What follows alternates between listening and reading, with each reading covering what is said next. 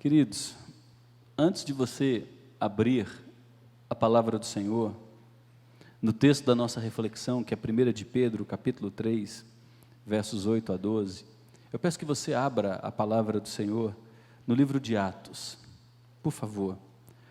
Livro de Atos, Mateus, Marcos, Lucas, João, Atos, capítulo 2. Nós estamos diante da descida do Espírito Santo, logo após a ressurreição de Jesus, e nós vemos no capítulo 2, o impacto que um povo cheio do Espírito Santo gerou sobre a cidade. Mas antes desse povo gerar um impacto sobre a cidade, esse povo foi marcado pela presença do Espírito Santo. E só a gente marcada pela presença do Espírito Santo, não tem a menor dúvida, consegue realmente influenciar aqueles que estão à sua volta com os valores do reino. Quem não tem de Deus em si, não tem o que dar para o outro. Quem não tem de Deus em si, não tem o que mostrar para o outro. Olha só, no final do capítulo 2, nós temos aí no verso 37 em diante, uma igreja que depois de uma mensagem, cresce para mais de 3.000 membros. Um único batizado, mais de 3.000 pessoas. Do 42 em diante, verso 42 em diante, o texto diz que essa igreja, recém-visitada pelo Espírito Santo, perseverava na doutrina dos apóstolos. Eles estudavam a Bíblia. Eles não toleravam farelo. Eles amavam a exposição da palavra do Senhor. Estudar o Antigo Testamento e onde Cristo estava revelado em todas as páginas do Antigo Testamento. Essa igreja perseverava na comunhão. Eles entendiam que agora faziam parte de uma família espiritual. Estavam conectados uns aos outros. Deviam viver vidas juntas para a glória de Deus. Foram inseridos à igreja de Jesus. O texto diz que essa igreja vivia na comunhão através do partir do pão e nas orações. Eles não se reuniam em clubes somente para jogar conversa fora. Eles cantavam, abriam a Bíblia em suas refeições, celebravam a ceia, eram igreja perseguida. A maioria dessas pessoas se reuniam nos cemitérios, nas catacumbas, e quando se reuniam, sabiam que por estarem debaixo de forte perseguição e grande risco, eles tinham que fazer aquele encontro valer a pena. Então eles perseveravam no partir do pão, na comunhão e nas orações. O texto diz que em cada alma havia temor. Eles queriam que suas vidas tivessem valor. Eles não queriam passar por essa única vida que receberam de Deus de maneira insignificante. E porque eles viviam com temor a Deus, muitos sinais e prodígios eram feitos por meio dos apóstolos. Onde o Espírito Santo está presente, a graça de Deus se manifesta em abundância. O texto segue dizendo que todos os que criam estavam juntos e tinham tudo em comum. Eles não toleravam o sofrimento em seu meio. Aqueles que tinham em muita abundância, o texto diz no verso 45, que vendiam suas propriedades e bens, distribuindo o produto entre todos, à medida que alguém tinha necessidade. Havia critérios. Tem gente sofrendo, eu preciso ajudar. Se eu tenho em abundância, eu não posso me omitir. O texto segue dizendo no verso 46 que diariamente eles perseveravam unânimes. Tinha encontro para oração, a igreja estava toda reunida. Tinha encontro para estudar as Escrituras, a igreja estava toda reunida. Eles perseveravam unânimes no templo e partiam o pão de casa em casa. Era uma igreja que a gente pode chamar de duas asas. Uma igreja celebrativa através das reuniões gerais, nesses atos de culto, onde a gente celebra a Deus verticalmente, mas era também uma igreja que aprofundava relacionamentos horizontalmente. Eles estavam de casa em casa, partindo pão, olhando nos olhos, servindo, ajudando a lavar a louça depois da refeição. Vínculos espirituais eram formados. O texto diz, no verso 47, que eles louvavam a Deus e contavam com a simpatia de todo o povo. A cidade olhava para esse grupo que havia experimentado um crescimento recente muito grande e era simpática. Olhava para esse grupo com bons olhos. E note como termina o texto. Enquanto isso, Deus ia acrescentando a essa igreja, dia a dia, os que iam sendo salvos. E aqui a gente responde um monte de dúvidas sobre estratégia para crescimento de igreja. Para a igreja crescer, temos que pintar a parede de preto. Para a igreja crescer, temos que colocar jogo de luz. Para a igreja crescer, temos que ter uma equipe de música que planta bananeira e faz a gente arrepiar em toda a música. Para a igreja crescer, o pastor tem que ser saradão, vestir roupinha coladinha e ter uma mensagem que fala bem para o ser humano. O texto diz que é Deus que dá o crescimento, e o texto diz que Deus dá o crescimento na medida em que os discípulos, cheios do Espírito Santo, se amam, se relacionam, vivem juntos, com a palavra como sua norma. Agora vamos para o texto de 1 Pedro capítulo 3, versículo 8 a 12.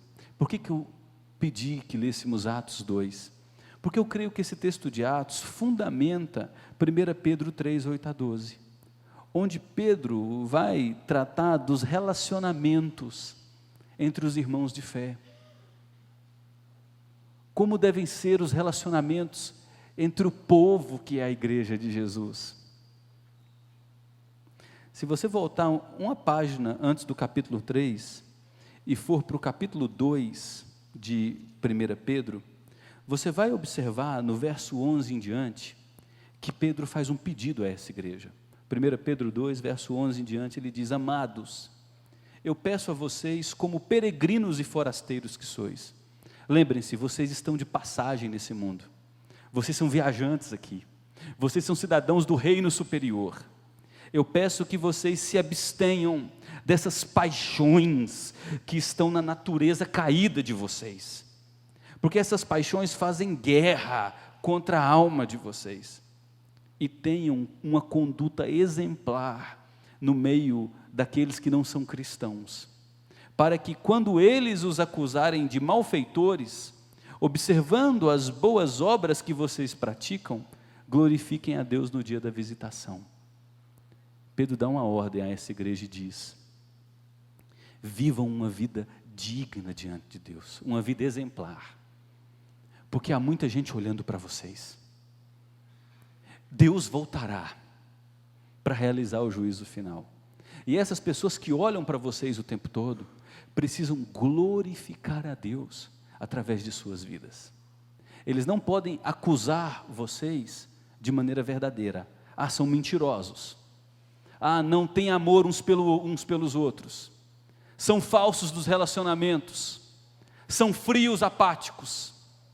Os ímpios, Pedro diz, podem até acusar vocês disso, mas a vida de vocês tem que mostrar para eles que as acusações são falsas. Por isso vocês devem viver direito. Aí do versículo 13 em diante, Pedro começa a estabelecer o argumento da sujeição. Os súditos devem viver obedecendo às leis do Estado, orando pelas autoridades. Depois do verso 18 até o verso 25 do capítulo 2, Pedro diz que aqueles que são funcionários, ainda que tenham patrões maus, devem trabalhar com excelência como para o Senhor, porque eles foram chamados para seguir as pegadas de Jesus, que quando era esbofeteado, não revidava com bofetões, quando era caluniado, não revidava com maus tratos. Funcionários devem trabalhar com excelência, para que os ímpios, que são seus patrões, fiquem envergonhados pelas boas obras de seus funcionários. A partir do capítulo 3, versos 1 a 6, Pedro fala das esposas, que uma vez convertidas, deveriam dar para o mundo o exemplo de um coração belo, manso e irrepreensível. Essa conduta, transformada pelo Espírito Santo, Pedro diz que teria o poder, a condição de alcançar seu marido para a fé. No versículo 7, Pedro olha para o marido e disse: vocês têm mulheres ímpias, vivam a vida comum do lar com discernimento, seja presente a dinâmica do seu lar, tome as responsabilidades de sua casa, retirando dos ombros de sua esposa todo o fardo, seja um marido de verdade. Isso impactará a sua mulher e os seus filhos, de que o Espírito Santo realmente transformou a sua vida. Quer saber como a gente prova que somos cheios do Espírito Santo? Não é fazendo a dancinha do helicóptero durante o culto, porque aqui todo mundo é bonitinho, né? Todo mundo aqui é crente bonitinho. Agora a gente mostra que é cheio do Espírito Santo é quando saímos dessas quatro paredes e como vivemos de segunda até o domingo que antecede esse culto. É isso que mostra que o Espírito Santo marca as nossas vidas. E aí agora no capítulo 3, verso 8 até o verso 12, Pedro conclui esse argumento da sujeição e vai dizer: finalmente, tenham todos o mesmo modo de pensar. Ele agora fala para a igreja, não diz que a gente tem que obedecer os reis, obedecer os patrões no trabalho, termos uma vida familiar irrepreensível. Agora ele toca na relação entre o povo de Deus, como nós devemos nos relacionar como igreja. Finalmente, tenham todos o mesmo modo de pensar, sejam compassivos, fraternalmente amigos, misericordiosos, humildes, não paguem mal com mal, nem ofensa com ofensa, pelo contrário, respondam com palavras de bênção, pois para isto mesmo vocês foram chamados, a fim de receberem bênção por herança. Pois aquele que quer amar a vida e ter dias felizes, refreia a língua do mal, e evite que os seus lábios falem palavras enganosas.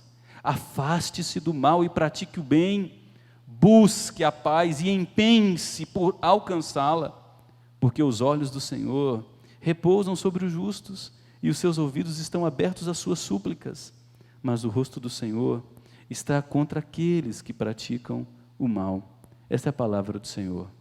Nesses versos, meus queridos, Pedro fala desses princípios gerais que devem governar os relacionamentos entre o povo de Deus. O objetivo principal de Pedro é um só: é mostrar que o correto amor entre nós, o povo de Deus, além de fazer parte do desejo de Deus, constrói a estrada para que a gente tenha uma vida feliz, até o dia em que os crentes receberão o presente da salvação eterna. Quando nosso Senhor Jesus retornar visivelmente, inesperadamente, no dia da visitação, o seu povo, os crentes, serão glorificados, porque cheios do Espírito, viveram uma vida para a glória de Deus. Não se conformaram com a mesmice, com a frieza e com a indiferença.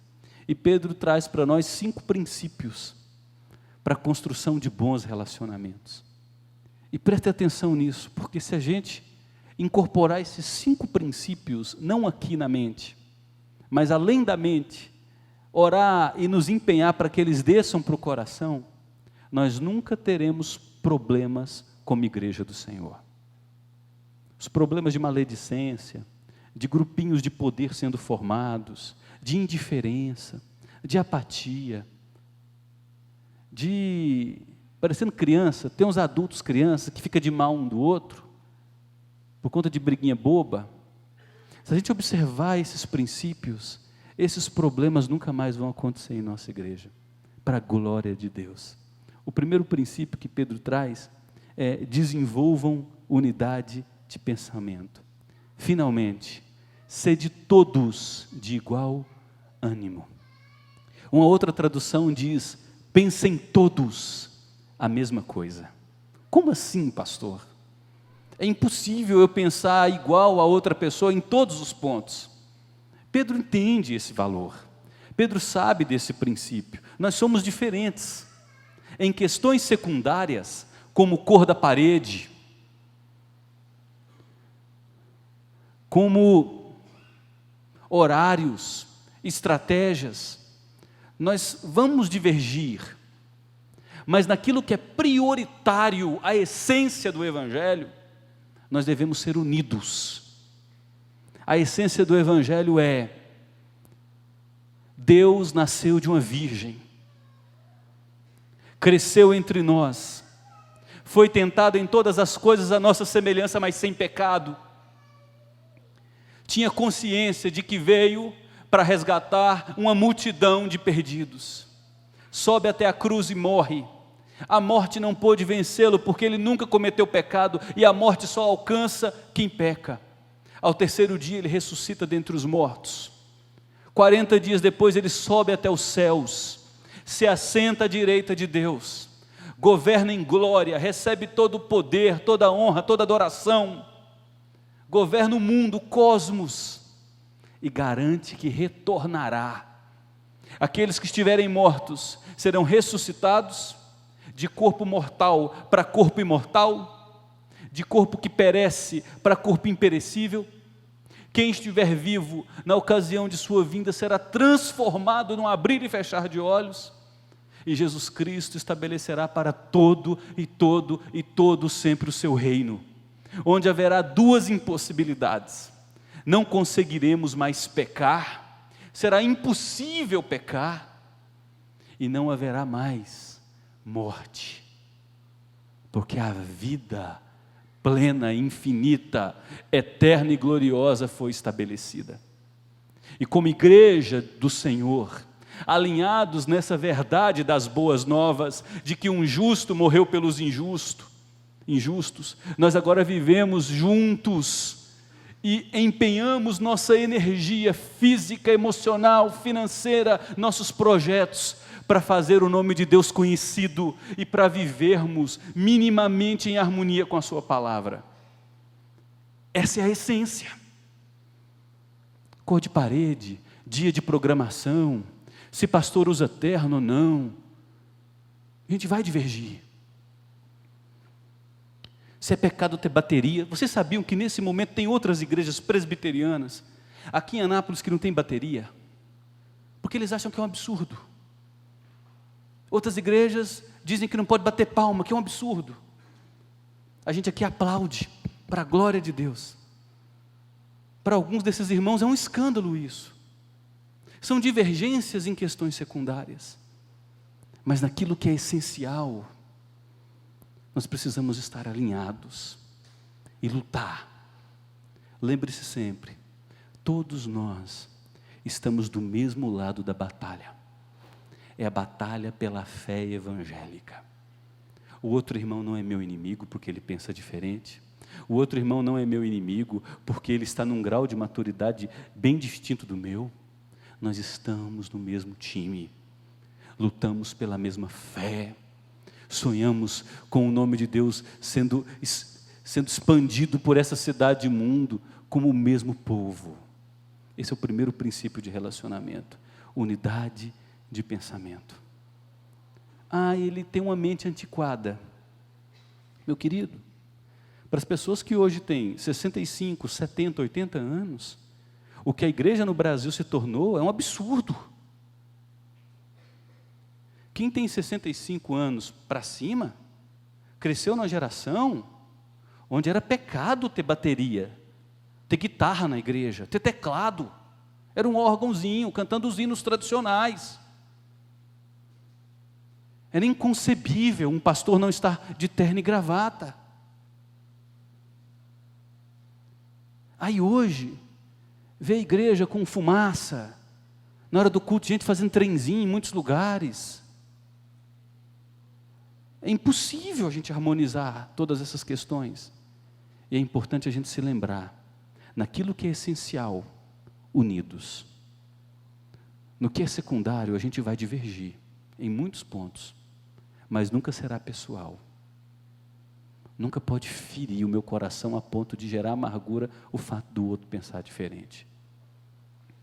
O outro princípio de relacionamento trazido por Pedro é importante demais. Importem-se com quem sofre. Note o que ele diz: compadecidos. Uma outra tradução diz: sede misericordiosos, que significa E aí você vai dizer, distante demais da minha realidade. O que essa expressão diz é, sinta a dor do outro. E nós fomos tão assimilados por nossa cultura pagã, onde a gente assiste uma guerra pela internet, tomando Coca-Cola e comendo pipoca, e gente morrendo, criança sendo assassinada, passando fome, a gente vai perdendo a sensibilidade. A gente vive numa selva de pedras, onde a gente cresce ouvindo que é cada um por si e Deus para todos, que as nossas artérias começam a ficar entupidas pela insensibilidade. E Pedro está dizendo, vocês foram chamados para sentir a dor do outro. Chorai com os que choram. O livro de Eclesiastes diz que quando alguém morrer, aproveite bem aquele dia. E a melhor forma de você aproveitar aquele dia é indo ao velório. Eclesiastes diz de que há muito mais ensinos numa casa de choro do que num lugar onde tem festa. Porque quando você chega numa casa de choro, você verá o seu fim. O fim de todos os homens. Você será confrontado com um soco no estômago. Você é finito. Tua vida está acabando. Como você está vivendo tua vida? Como você tem investido o seu tempo, que é único. E aí você reflete. Então, se tem faltado empatia em seu coração, ore para Deus ter misericórdia de sua vida. Porque tem muita gente sofrendo nesses bancos aqui, enlutados, com diagnósticos de enfermidades terríveis, desempregos, casamentos disfuncionais, mortes trágicas, perda de filho. A gente vive num mundo desajustado. Então nós precisamos, como povo que tem um Espírito Santo, lutar contra a maré da frieza que ronda o nosso meio. Desenvolva a sensibilidade. Pedro segue dizendo mais. Cultivem amigos. Note. Sejam fraternalmente amigos. O livro de Provérbios nos diz, em todo tempo, ama o amigo e na angústia nasce o irmão. Eu não sei se a Raquel concorda comigo e alguns outros psicólogos da igreja, talvez eles fiquem até contrariados com o que eu vou dizer agora. Mas os nossos consultórios de psicólogos, de psiquiatras, estão tão cheios como estão, e ficarão mais cheios ainda, porque nós não conseguimos mais desenvolver amizades. Amizades que olhem em nossos olhos, para quem a gente fala dos nossos fracassos, dos nossos medos, das nossas limitações. Gente que é madura para nos ouvir, que vai nos confrontar em amor, que vai nos consolar na hora da dor. Nós nos isolamos. Na nossa casa a gente põe alarme, a gente põe cerca elétrica, a gente tem medo de tudo e de todos.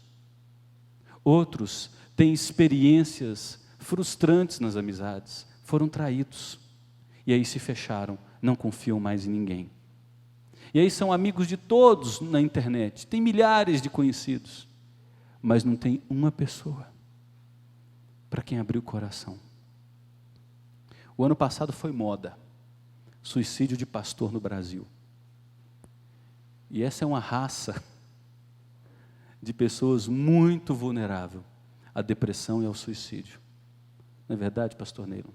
A maioria dos pastores ministram a centenas de pessoas, mas são solitários, não têm amigos. E muitas pessoas na igreja são assim. Não têm amizade. O que eu faço para desenvolver uma amizade, pastor? Tem tanta indiferença no nosso meio, as pessoas andam tão frias. Olha, a dica que eu dou é, em primeiro lugar, se abra para ser amiga de alguém. Se abra para ser amigo de alguém. doe seu tempo, doe seus afetos, doe sua atenção. Preocupe-se com alguém, eleja 1, 2, no máximo 3 pessoas para você começar esse aprendizado. Eu vou eleger essas pessoas que não cabem nem menos dos dedos de uma mão. Vou lembrar do aniversário, vou ligar de vez em quando para dizer que estou orando por ela e vou orar por ela. Vou fazer uma jantinha na minha casa e vou chamá-la, ainda que seja simples, porque eu quero que aquela pessoa saiba que eu gosto dela, que eu tenho afetos por ela. Você começará a perceber Deus cercar você de amigos. Em todo o tempo ama, e nos momentos de dificuldade, você receberá irmãos. Pedro diz que um outro princípio é: sejam repletos de boas ações. Ele une 2 palavras, misericordiosos e humildes. Eu sei que a nossa tradução colocou uma vírgula, separando misericordiosos e humildes. Mas essas traduções aqui não são felizes. Porque o que o original quer dizer e no original é interessante, essa palavra misericordioso só aparece 2 vezes no Novo Testamento. E nessas 2 vezes o significado é o mesmo. O seu intestino, suas vísceras, porque para o judeu do primeiro século, do Antigo Testamento, as emoções, elas eram refletidas no intestino. Quando nós ficamos ansiosos, o que sofre em nós? O intestino. Quando a gente fica preocupado diante de uma entrevista de emprego, quando nós somos expostos a público, onde a gente tem que falar, é o nosso intestino que sofre. Daí essa linguagem visceral das Escrituras. E o que Pedro está dizendo é: tenha o seu intestino inclinado a outra pessoa. Seus afetos. Em outras palavras desenvolva no seu coração o desejo de gostar daquela pessoa. Para de implicar com tudo e com todos. Para de pôr defeito em tudo e em todos. Você não está vendo que você está sozinho? E você não está vendo que ficar sozinho é ruim demais? Você pode ver um filme, você pode navegar num site, você pode fazer uma coisa ou outra, mas é ruim demais. Porque a vida adquire cor, tempero, é com gente. Onde a gente ri, onde a gente conta uma piada, onde a gente chora, onde a gente festeja, onde a gente viaja junto, abre nossa casa, suja a louça, vai para a casa do outro, passa fim de semana junto. A vida boa é assim. Então coloque suas entranhas, seus desejos, suas intenções no outro. Eu volto a dizer, escolha 3. De repente, seu coração começa a ficar largo. Você vai começar a amar 4, você começa a amar 5, você começa a amar 10, e é bom demais amar gente. E por fim, no lugar da vingança, olhem para o propósito maior de Deus. Nós temos motivo para nos vingar. O tempo todo pessoas fazem mal contra nós. Você está com seu carro estacionado no supermercado, alguém vem, chega e arranha seu para-choque, amassa seu para-choque. Você está num semáforo, aconteceu alguma coisa, chega alguém e manda um dedo para você. Isso acontece o tempo todo. Alguém fala mal de você, alguém briga com você, alguém te desrespeita, alguém traz sua confiança, o tempo todo. Mas olha o que Pedro nos diz: não pagando mal por mal, e nem pagando injúria por injúria. Ele dá uma receita, ele não só traz uma cláusula negativa, ele insere uma expressão positiva. Pelo contrário, bendigam. Bendizer significa o seguinte: se pessoas me fazem mal, eu posso louvar a Deus, porque eu sei que nenhuma folha cai do céu sem a permissão do meu Deus. Anteontem aconteceu um acidente com a Raquel, minha esposa, e as meninas. A Raquel estava indo levar o material escolar até a escola, e perto da nossa casa tem uma avenida de 2 pistas. A mão era dela. De manhã, sem movimento nenhum, ela vinha na avenida cantando com as meninas dentro do carro. Vem um jovem, e cruza a faixa. Ela só percebe aquela visão periférica, vai pegar. Pega na lateral. O carro dele entra nas duas portas do nosso carro, onde estava a Raquel e as meninas. O carro roda. Pega um outro carro que estava estacionado e entra nas portas dele também. Ele bate de frente com outro carro. Eu estava aqui na igreja numa reunião, a Raquel me ligou e disse, vem para cá. E eu fui para lá, né? Quando eu cheguei, eu vi o carro todo amassado, eu falei, nossa, sem seguro. Meu carro, minha dívida, né, Léo? Olhei assim e falei, meu Deus.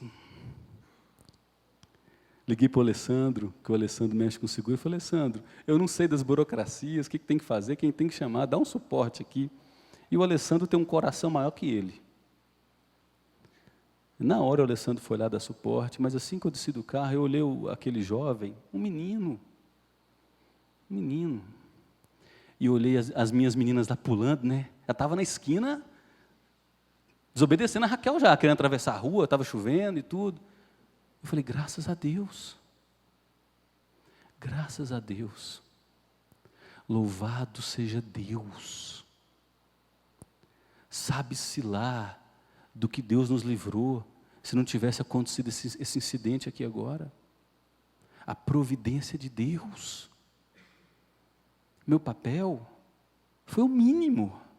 É tratar o rapaz com carinho, tratar o rapaz com educação, tratar o rapaz com dignidade. Porque todos nós somos passíveis de erros. Não pague o mal por mal. Não pague injúria por injúria. Se acontecer alguma coisa séria em sua vida, louve a Deus, porque Deus tem o controle da história. Deus governa os detalhes. Até aquilo que a gente chama de mal, Deus está usando para o bem. Lembre-se da história de Jó. Os amigos descendo a lenha nele. Seu pecador, maldito, tem pecado escondido. E Jó, em momento algum, blasfema contra seus amigos. Ele permanece. Até que no fim da trajetória, Deus ainda diz para Jó, eu só vou abençoar os seus amigos se você orar por eles. Faça bem. Louve a Deus em toda e qualquer situação. Quando um relacionamento não der certo, quando alguém te contrariar, quando alguém te decepcionar, e isso vai acontecer, louve a Deus. Porque Deus está te dando a oportunidade de lutar contra a amargura, contra o ódio, contra a ferida, contra ressentimento. Deus está te dando a oportunidade de fazer bem a quem te fez mal. Deus está te dando a oportunidade de ser um agente de graça na vida de outros. Olha só como Pedro termina dizendo, porque nós temos como objetivo receber bênção por herança.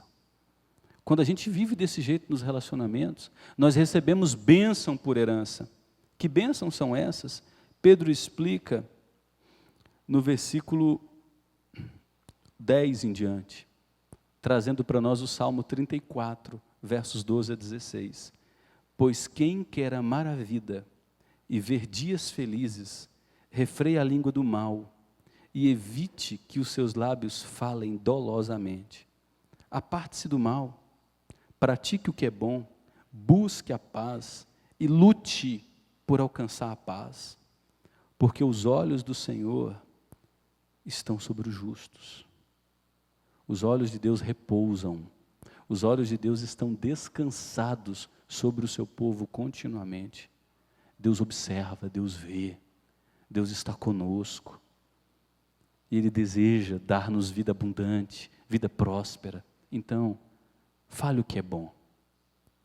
Controle a tua língua. E busque promover a paz. Agora, os ouvidos de Deus estão abertos às súplicas dos justos, mas o rosto do Senhor está contra aqueles que praticam males. Esse texto foi escrito por Davi, quando ele apareceu a Abimeleque, um rei inimigo, que poderia matá-lo. Abimeleque era inimigo dos israelitas. Aí Davi diz, o que eu vou fazer aqui? Começa a espumar, a babar, a rolar no chão, a torcer a língua, simula uma loucura. se finge de pateta. E Abimeleque diz: esse é o grande rei Davi? É um idiota. E a vida de Davi é preservada. E naquele momento Davi diz: Deus protege os que procuram viver vidas retas. Deus aumenta a sua vida. Deus lhe cerca de bondade. Portanto, olhe para esses 5 princípios. Desenvolva unidade de pensamento. Nós estamos no mesmo time, do mesmo lado. Diferenças secundárias não podem destruir nossos relacionamentos. Importe-se com quem sofre. Construa amizade. Eu não sou bom nisso. Comece a praticar, é simples. É só você se importar um pouquinho com pessoas e demonstrar que se importa, com atitudes. Comece com 1, 2, 3 pessoas no máximo. Seja repleto de boa ação. Ajude de fato quem está sofrendo. E seja rápido em ajudar. E no lugar da vingança, olhe para um propósito maior de Deus. Ele permite o mal para construir algo bom. E lembre-se que os olhos de Deus estão sobre nós, para nos dar longevidade, para derramar sobre nós bênçãos sobre medidas. E eu concluo aqui com dicas finais. Atente-se à missão que nos une. Nós temos um ponto unificador, que é a mensagem revelada nas Escrituras. Tem muita coisa revelada aqui que nos une. São poucas coisas que nos desunem. O que nos desune tem a ver com vaidade, ego e briga por poder. É isso que nos desune. Agora, o que nos une, está tudo aqui. Nós temos uma missão bela, para investir até o último dia da nossa vida. Tenha paciência com pessoas difíceis. Vai entrar por essas portas pessoas difíceis. Talvez você seja uma pessoa muito difícil. É igual aquela frase de um antigo pastor: não, eu quero sair dessa igreja. Tem muito defeito aqui. Eu quero ir para uma igreja perfeita. E esse pastor disse: então quando você chegar lá, não fica lá não, que você vai estragar ela. Porque a gente estraga uma igreja perfeita se fosse possível encontrá-la. Então seja paciente com pessoas difíceis. Porque talvez algumas pessoas precisam ser pacientes contigo. A gente tem uma visão irreal de nós mesmos. A gente cria as nossas utopias, nossa visão das nossas qualidades, e a gente passa distante dos nossos defeitos, que são muitos. Mas não se enganem, as pessoas conhecem os nossos defeitos na medida em que convivem conosco. E elas fazem uma opção de nos amar, apesar de quem nós somos. Escolha amar pessoas, ser paciente com elas, apesar de quem elas são. Porque nós estamos do mesmo time, do mesmo lado. Socorra quem sofre, oferecendo rapidamente seus recursos, seu tempo e seus afetos. Talvez você percorra o olho nesse auditório aqui agora, olhe para uma pessoa e diga: eu queria desenvolver relacionamento com aquela família. Olha que oportunidade bela. Dessa semana você criar um meio para isso. Chamar para sua casa, chamar para tomar um café em algum lugar, ligar. Terminou o culto, ao invés de fugir antes do amém, ficar ali no hall para perguntar o nome. Oi, tudo bem? Aquelas perguntas tradicionais: como é que você está? O que você faz da vida? Estou aqui na igreja há tantos meses, estou aqui na igreja há tantas semanas, há tantos anos. Use seus lábios como fonte de cura. Não admita ser conhecido como um maldizente ou um caluniador. Construa uma história de reputação de confiança. Construa uma história de alguém que tem palavras que transmitem graça e cura aos que te ouvem. É possível. O Espírito Santo nos dá esse poder. E por fim, pague o mal com o bem. E fique de olho nas promessas de Deus para a sua vida. Você quer ter dias felizes? Você quer viver vida longa? Diz o Senhor: refreie tua língua e pratique o bem. Você quer ser feliz? Você quer viver vida longa? controla a tua língua e faça o bem. A bênção de Deus estará sobre você. Então pague o mal com o bem e fique de olho nas promessas de Deus para a sua vida. E eu concluo com esse exemplo de oração. Deus, usa-me com graça em minha igreja. Você pode orar assim, porque Pedro está normatizando as relações entre os irmãos de fé. Usa-me com graça em minha igreja. Desejo ter atitude de servo no cumprimento da missão. Estamos todos no mesmo time. Que eu seja amigo e receba de ti amigos mais chegados que irmãos. Há muitos que sofrem. Usa-me para o bem. Eduque meus lábios para não me comportar como juiz na vida alheia. Trate do meu coração, inclinando-o para a prática consciente e persistente da bondade e justiça. Deus, que minha visão jamais se aparte de suas belas promessas. Em nome de Jesus. Amém. Que essa seja a sua oração. Vamos ficar em pé e vamos orar.